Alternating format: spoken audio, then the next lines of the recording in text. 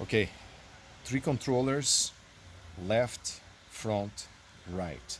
The left one, all controllers have this little connector, two-pin connector. Only the left one needs to a jumper. You put this jumper, what the jumper does, it inverts the rotation of the motor. But basically, what it does really is to connect these two wires together. If you don't have a jumper and you are on the field and you need to do this, just cut these wires here and put them together. Okay, put these two wires together. You can discard the connector and get the two wires connector, because this is what the jumper does. It just connect these two wires together.